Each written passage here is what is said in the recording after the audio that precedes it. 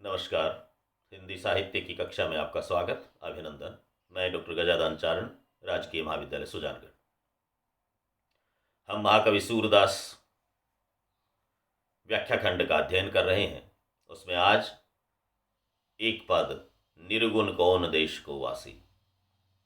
महाकवि सूरदास भ्रमर गीत में गोपियों के और उद्धव के बीच संवाद करवाते हैं, और ये संवाद हिंदी साहित्य की अमूल्य निधि के रूप में हम उसका स्वागत करते हैं, अभिनंदन करते हैं।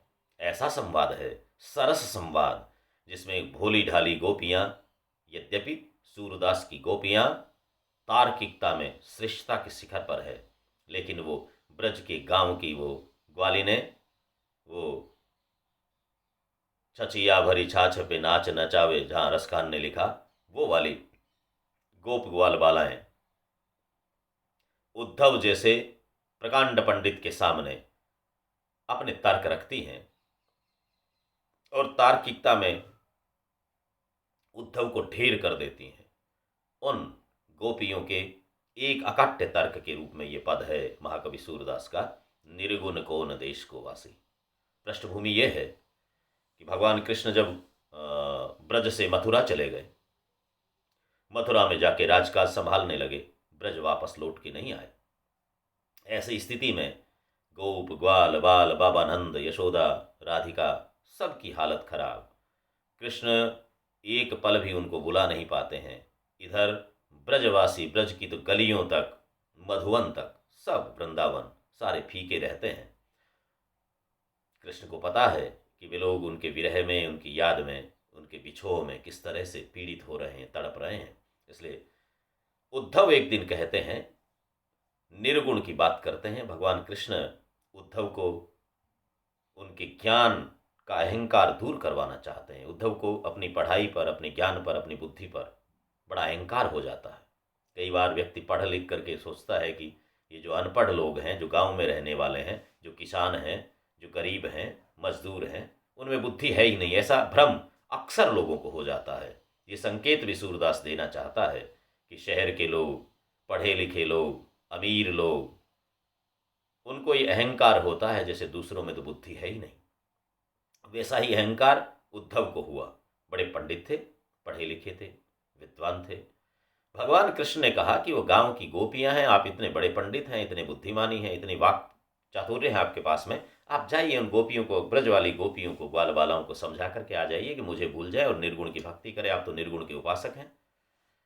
भगवान कृष्ण भी चाहते थे उद्धव का अहंकार चूर हो जाए। उद्धव चाहते थे कि मेरी प्रतिष्ठा बढ़े, मैं जाऊंगा ब्रज में और कृष्ण को भुला के आ जाऊंगा, निर्गुण निराकार की भक्ति में निमग्न करके आ जाऊंगा गोपियों को। गांव की ग्वाल बालाएं, उनको तो समझा देंगे कृष्ण क्या है, कुछ नहीं है, छलिया है, और सगुण भगवान जैसा कुछ होता ही नहीं। भगवान तो कण कण में विराजमान है, निर्गुण निराकार है, वही तो भगवान है। ऐसा कह करके उद्धव यहाँ आ जाते हैं।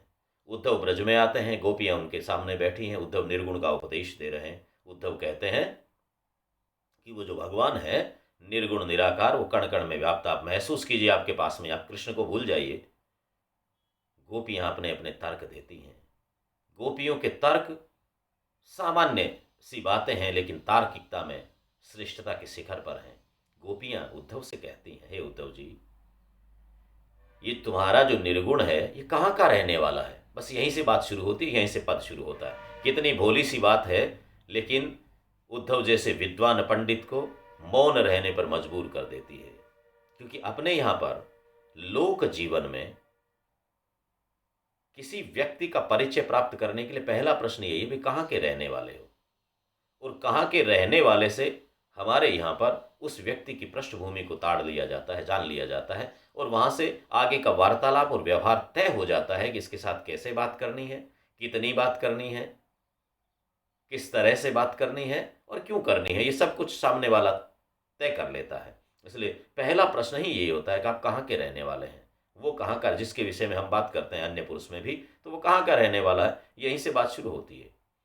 गोपियां भी उद्धव से कहती है, निर्गुण कौन देश को वासी। जिस निर्गुण की, हे भगवान, हे उद्धव जी, हे विद्वान, हे उद्धव, आप जिस निर्गुण का उपदेश करने आए हो, हमको कृष्ण को भूल करके उस निर्गुण की उपासना के लिए कहने आए हो, वो निर्गुण का थोड़ा सा परिचय हमें भी हो जाए, तो फिर हम निर्गुण की भक्ति में संलग्न हो जाएंगे। हमें क्या करना है, कृष्ण को भूल जाएंगे। कृष्ण जब आना ही नहीं है, हमारे पास ही नहीं है, तो हम क्यों याद करेंगे। यदि निर्गुण से हमारा काम, कृष्ण वाला काम निर्गुण से चल जाएगा तो हम निर्गुण की भक्ति करेंगे। और उसी तार्किकता में वो प्रश्न करती है, उस सहज प्रश्न के साथ में ये पद है पूरा। देखें, पहले पद को पढ़ते हैं, फिर इसकी व्याख्या देखते हैं। निर्गुण कौन देश को बासी, मधुकर कही समझाए सोह दे बूझति साचन हासी। निर्गुण कौन देश को वासी, और को है जनक जननी को कहियत कौन नारी को दासी। केसो बरन वेश है केसो, और केसे रस अभिलासी। पावे गो पुन कियो आपनो, जोरे करे गो गासी। सुनत मोन वे रयो ठगो, सो सूर सबे मति नासी। निर्गुण कौन देश को वासी। आप और हम सब जानते हैं, गोपियां तो ऐसे ब्रह्म की उपासिकाएं हैं जो उनके लोक में उन्हीं के हिसाब से आचरण करता है।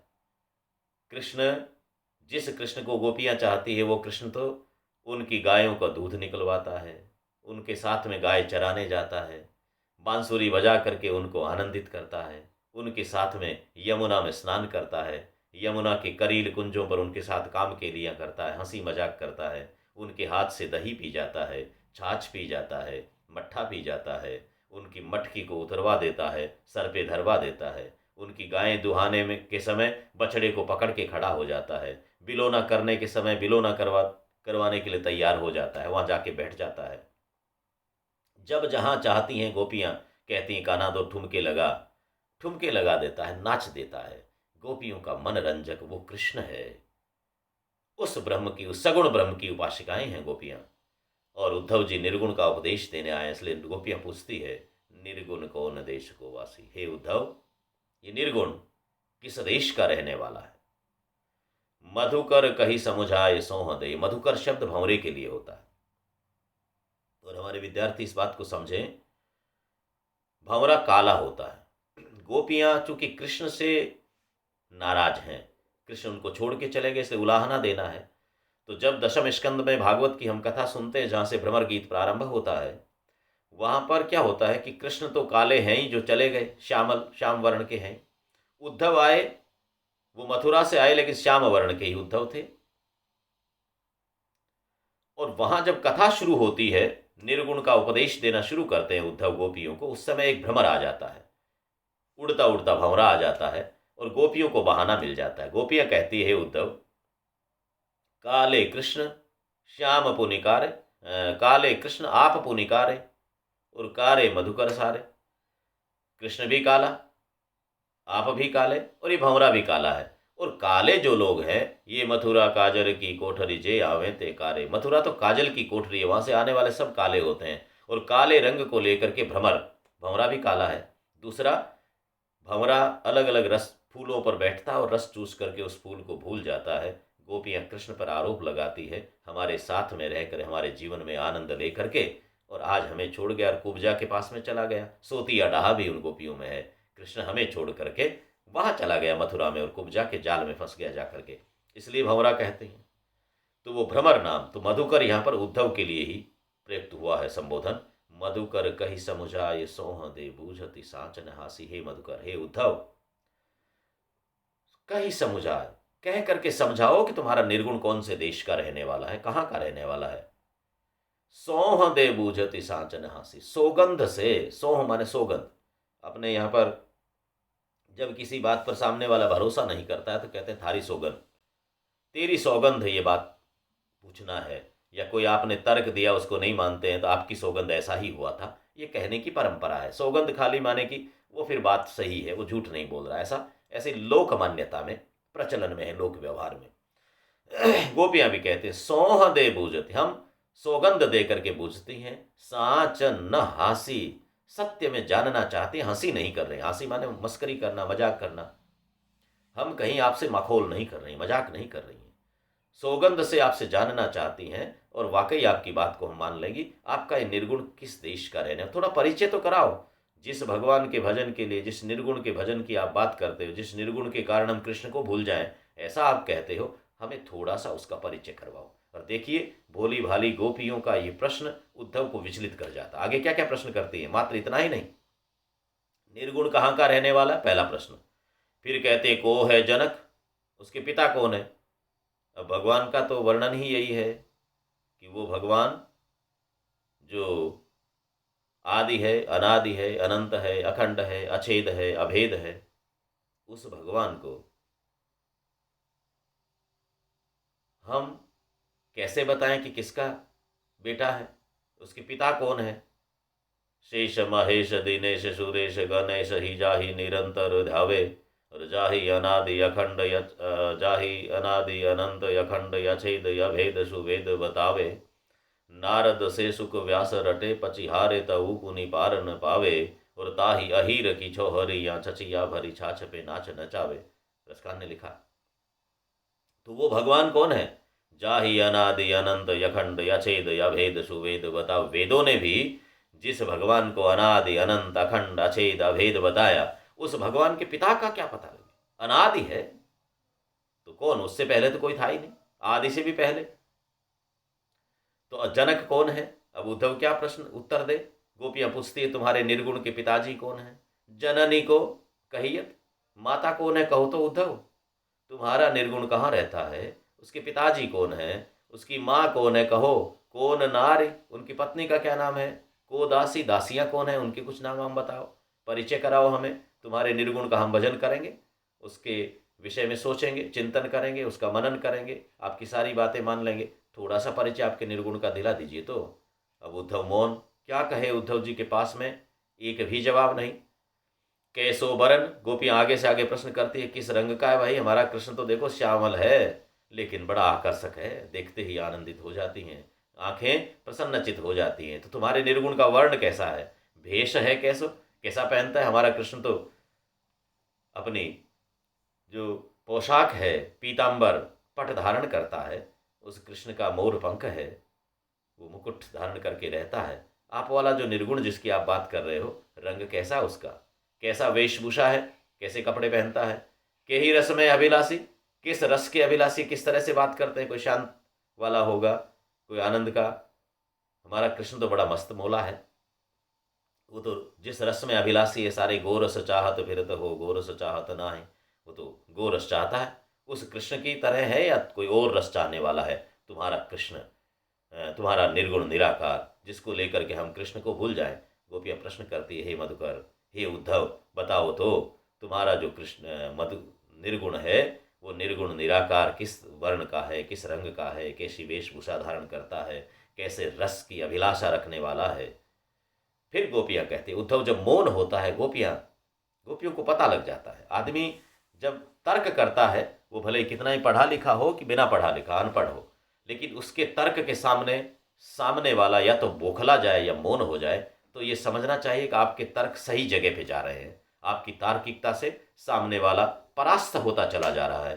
गोपियों को पता लग रहा है धीरे धीरे कि उद्धव की बोलती बंद करने में वो सामर्थ्यवान हो गई, वो समर्थ हो गई, सफल हो गई। इसलिए गोपियाँ थोड़ा धीरज धारण करके आनंद लेती है। उद्धव को मस्ती मस्ती में मसलना चाहती हैं, इसलिए वो धीरे से फिर कहते हैं पावे गो पुण्य कियो आपनो जोरे करे गो गांसी। गांसी कहते हैं किसी तरह से कुटिलता करना। जैसे खेलते समय, अपने राजस्थानी में शब्द है रुंगस करना, खेलते समय कोई रुंगस करे, चालाकी करे, तो उसको गांसी कहते हैं ब्रज में, अवधि में। तो ब्रज में गांसी शब्द है उसके लिए। गांसी माने किसी तरह से धोखा करना, कपट करना, कुटलाई करना, उसको गांसी कहते हैं। पावे गो पुण्य कियो आपनो जोरे करे गो गांसी। यदि कोई कपट करता है, यदि किसी तरह से धोखा करता है, तो अपना किया हुआ प्राप्त करेगा। हे उद्धव, हम तो किसी तरह से धोखा नहीं कर रहे, हम बिल्कुल आपकी बात को मानने को तैयार है। बस जानना चाहते हैं तुम्हारा निर्गुण कैसा है, कहाँ रहता है, क्या खाता है, क्या पीता है, माता पिता कौन है, पत्नी कौन है, दासियाँ कौन है, सब इतनी सी बात जानना चाहते हैं, जिनके विषय में कृष्ण की इन सारी चीज़ों को हम जानती हैं। इसलिए जिस कृष्ण को छोड़ने के लिए कह रहे हो और जिसके लिए छोड़ने को कह रहे हो, उसके विषय में कुछ जानकारी तो दो। हम कहीं भी धोखा करने के मन में नहीं है। जो धोखा करेगा वो प्राप्त करेगा। आप धोखा करते हो तो आप जैसी करनी वैसी भरनी, आपको भरना पड़ेगा। और यदि हम धोखा करते हैं तो हम भरेंगे, हम कोई धोखा नहीं कर रहे हैं आपके साथ में। सुनत मोन वे रयो ठगोसो सूर सबे विदिनासी। सूरदास जी कहते हैं गोपियों के इस तरह से तर्क सुन करके, उद्धव सुनत मोन वे रयो ठगोसो, ठगा हुआ सा रह गया। जैसे कोई आदमी बाजार में जाता है और अपने आप किसी 2 रुपये वाली चीज़ को 200 रुपये में खरीद ले, ठग उसको पता लगता है कि ठगी का शिकार हो गया, लेकिन खुद मन से तो खरीदी है, करे क्या? खुद ने पैसे दे दिए, झंडी मंडी में गया, पैसा हरा दिया, ठग गया। ठगों के हाथ, लूट में और ठग में फ़र्क है। लूटने वाला तो ज़बरदस्ती आपको लूटता है, और ठग है वो आपके मन से आपको कहता, आप अपने मन से उस पर मुग्ध हो जाते हैं और खुद दे बैठते हैं। इसलिए फिर किसी ठग को उलाहना नहीं दे सकते। ठग चोरी नहीं करता है, ठग लूटता नहीं है। ठग तो आप ऐसा माहौल बनाता है कि सामने वाला खुद ही लुट जाता है। इसलिए ठगा सा रह गया उद्धव। गोपियों को आकर के जिस निर्गुण के लिए कहा, उस निर्गुण के विषय में गोपियों के सामान्य से प्रश्नों के जवाब देने की सामर्थ्य उद्धव के पास में नहीं रही। इसलिए सुनत मौन वे रयो ठगोसो, मौन हो गया, चुप हो गया, ठगा सा महसूस करने लगा खुद को। सूर सबे मति नासी, सूरदास जी कहते हैं उद्धव की सारी मति, सारी बुद्धि नष्ट हो गई। नासी माने नष्ट होना। ऐसा लगने लगा उद्धव को कि मेरी सारी बुद्धि को ग्रहण लग गया हो, कुछ भी तर्क सामने नहीं आ रहे हैं। गोपियों ने उद्धव को एक एक तर्क के बाण से बेधना शुरू किया, और गोपियां अपने उद्देश्य में सफल होती नजर आई। उन्होंने निर्गुण ब्रह्म की बजाय सगुण ब्रह्म की सार्थकता को सिद्ध करने का उपक्रम किया, और उसमें वो सफल हो रही हैं। ऐसे ही अनेक पद सूर ने लिखे हैं। गोपियाँ और उद्धव के संवाद को हमारे विद्यार्थी और पढ़ना चाहें तो सूर सागर को पढ़िएगा, भ्रमर गीत को पढ़िएगा। वहाँ पर आपको एक से बढ़ करके एक पद मिलेंगे। आज के लिए इतना ही। इस पद के साथ इस अध्याय का समापन होता है। पुनः पुनः धन्यवाद। अगली कक्षा में किसी अन्य रचनाकार, अन्य रचना के साथ में मिलेंगे। आप अध्ययन करते रहें, अपने घर में भी पढ़ाई करें, परीक्षा की तैयारी करें, नोट्स तैयार करें। इन व्याख्याओं का अध्ययन करने के साथ में प्रश्नोत्तर भी तैयार करें, ऐसा आग्रह है। पुनः पुनः धन्यवाद।